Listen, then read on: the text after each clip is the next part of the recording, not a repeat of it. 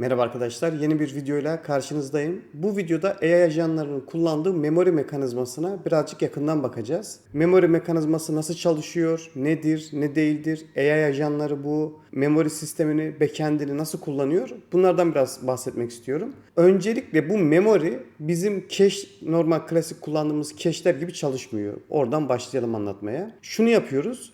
Bizim elimizdeki metni sayısal bir veriye çeviriyoruz. Bir database'e yazıyoruz. Sonrasında bize lazım olduğunda tekrar bize gelen metni tekrar sayısal bir hale çevirip elimizdeki veriyle karşılaştırıp ne kadar benzeyip benzemediğini ölçüp ona göre bir sonuç dönüyoruz. Temelde sistem böyle çalışıyor. Biz bu videoda hazır bir vektör database'i kullanmayacağız. Direkt SQLite'a yazıp okuyacağız.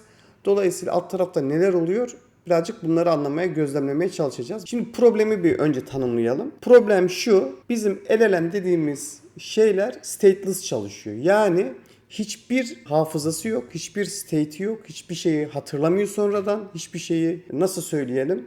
Diyelim ki biz bir LLM'le sohbet ediyoruz. Bu sohbeti kapatıyoruz. Yeniden açtığımızda sıfırdan tekrar sohbet ediyoruz. Yani ben LLM'e şunu dediğimde benim adım Abdullah, yaşım 40 dediğimde ve sohbeti kapattığımda başka bir oturumda benim adım ne diye sorduğumda en ufak bir fikri olmuyor. Çünkü böyle bir hafızası yok.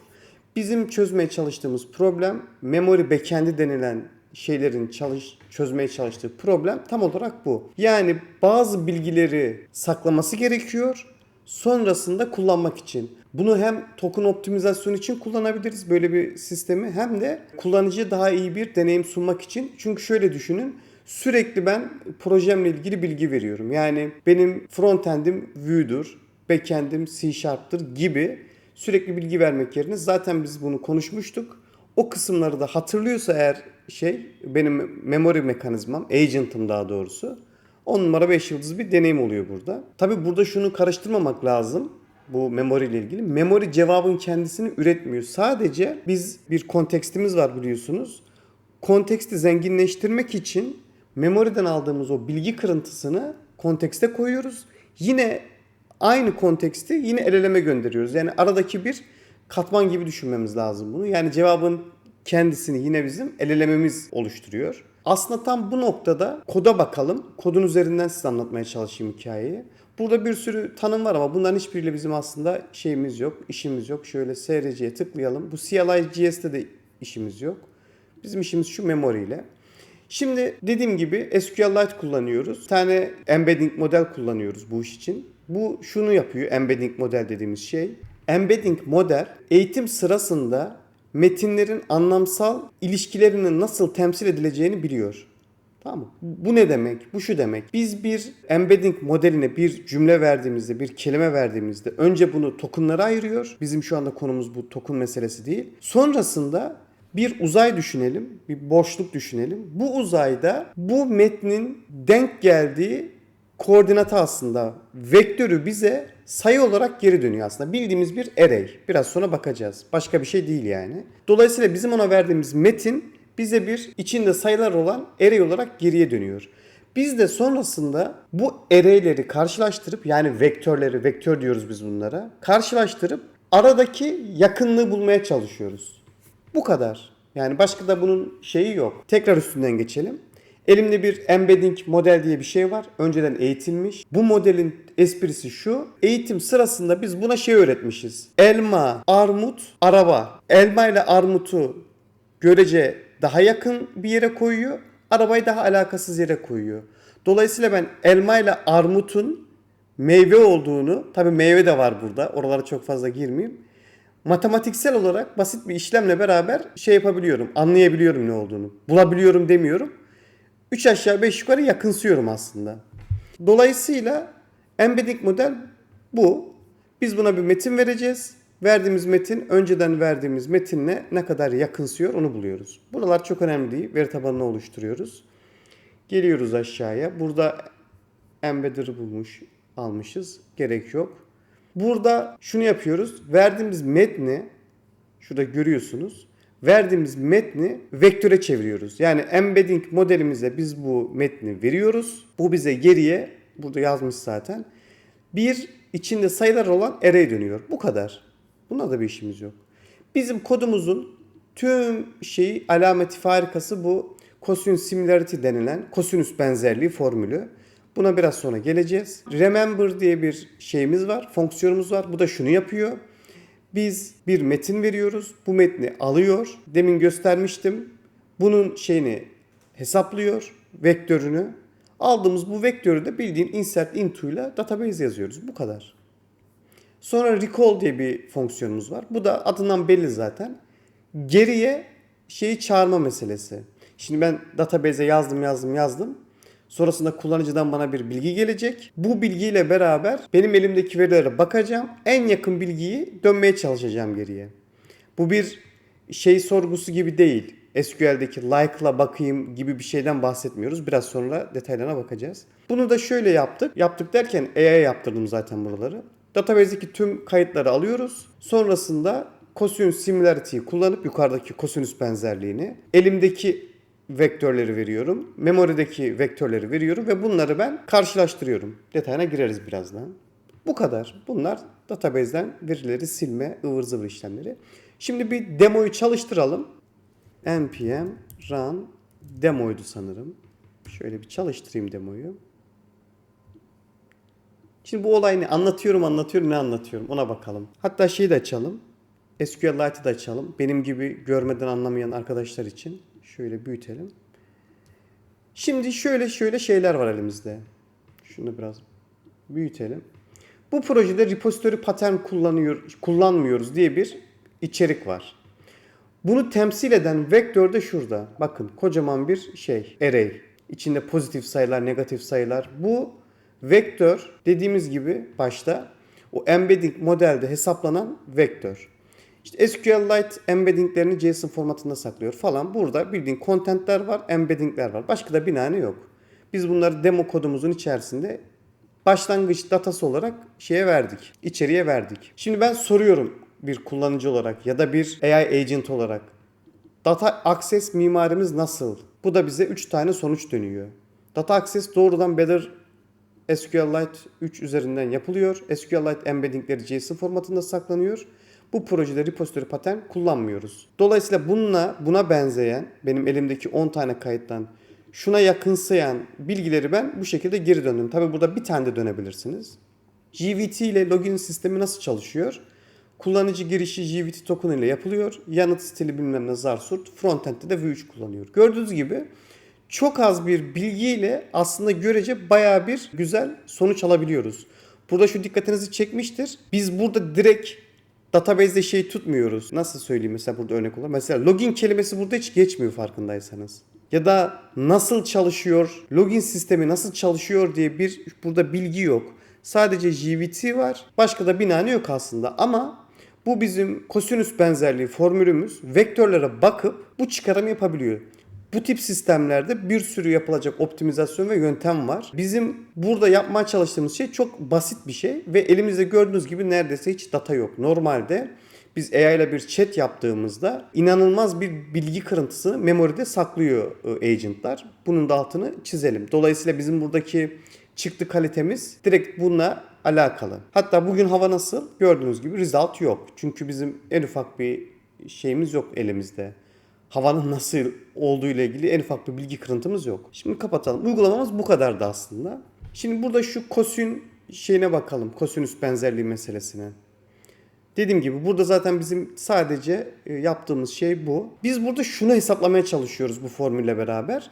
Elimde benim 2 tane vektör var. Bu vektörler aynı yönü gösteriyor mu? Ne kadar aynı yönü gösteriyor? Onunla ilgileniyoruz. Yani bizim vektörün büyüklüğüyle falan hiçbir işimiz yok.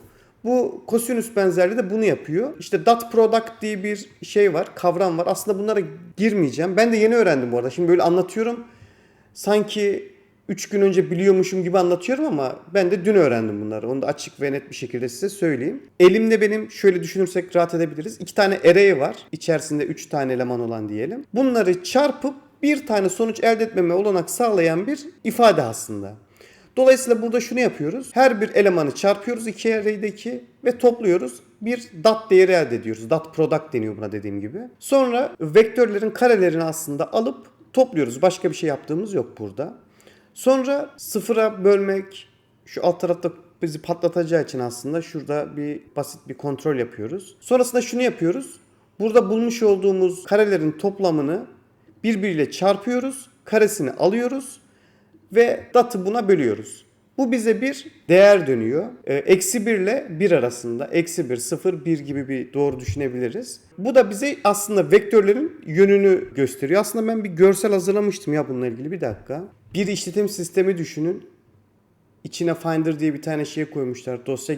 Dosya gezgini diyelim ona. Neyse o. Dünyanın en kötüsü. Ben bu kadar leş bir şey hayatımda görmedim. Neyse. Şimdi aslında bak, bu görsel güzel oldu. Bunun üstünden bir tur daha bakarız hikayeye.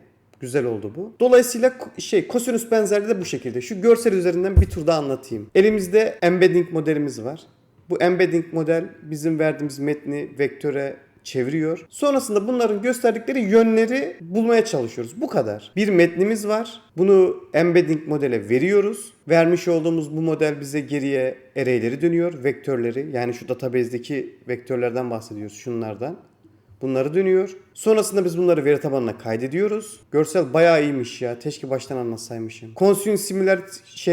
Kosinüs benzerliğiyle beraber iki vektörün, bakın, İki tane vektör var. Bunların aynı yöne bakıp bakmadığını anlamaya çalışıyoruz. Bu kadar. Formülü çok basit bu arada. Yani çok basit bir formül.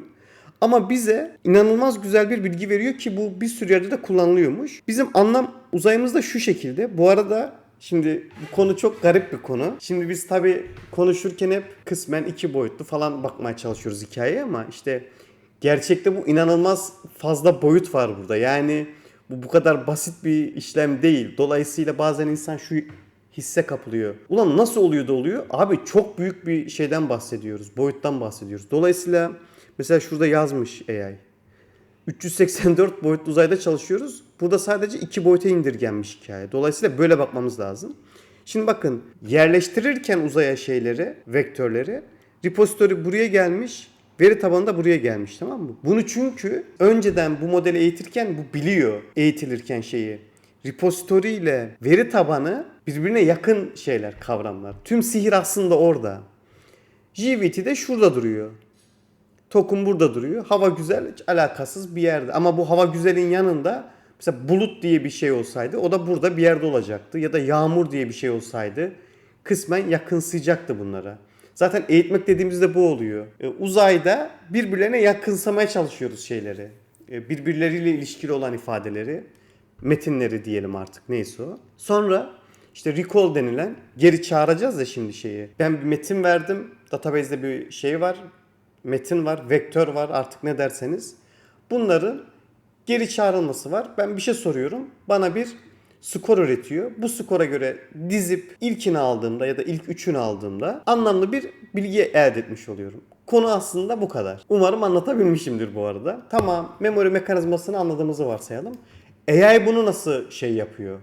AI agentlar yönetiyor. O da çok basit. O da şöyleymiş. Şunu kapatalım. Artık konuşacağım biraz. Şimdi ben bir prompt yazıyorum. Diyorum ki şu kadar bir prompt verdim. Uyduruyorum. Ben bir proje yapacağım. V3 projesi bu. Database olarak şunu kullanacağım. Şöyle yapacağım. Böyle yapacağım. Bu promptu yazdım. Enter'a bastım. Agent bunu aldı.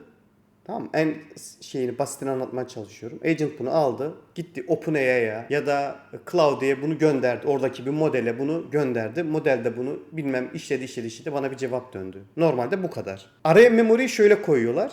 Çünkü buradaki asıl problem şu. Neyi ben saklamalıyım abi memory'de? Şimdi bütün tutup da her şeyi saklarsam olmaz. Memory çok büyür. Anlamını yitirir. Çünkü her şeyi tutamam hafızada. Şunu yapıyorlarmış. Prompt'u gönderirken başka bir tane daha yapıyorlar. Prompt yolluyorlar. Diyorlar ki ya benim elimde bu kadar bir şey var. Bunun içinden saklamaya değer, anlamlı olabilecek şeyleri sen bana ver. Ben bunları saklayacağım diyor, tamam mı? Dolayısıyla paraleldeki bir işlem bu hikayenin sonucunda çıkan bilgiyi alıp memory'e yazıyor. Dolayısıyla ben işin yine büyük bir çoğunluğunu el eleme yaptırıyorum. Sonrasında şimdi bu benim prompt'u yazıp AI'ye gönderdiğim kısımdı. Memory'e o prompt'un içinden anlamlı bilgileri ekstrakt edip çıkartıp dışarıya memory'e yazdığım kısımdı. Bir de bunun AI'nin kullanması kısmı var. O da şöyle oluyor. Ben şimdi AI'ye prompt'u yazdım, yolladım. Bu agent'lar zaten harness denilen bu. Şunu yapıyor. El eleme giderken daha gitmeden Önce diyor ki ben bir memoriye bir bakayım. Bu promptla ilgili demin gösterdiğim gibi. Bu promptun içindeki şeylerle ilgili elimde benim bir bilgi var mı?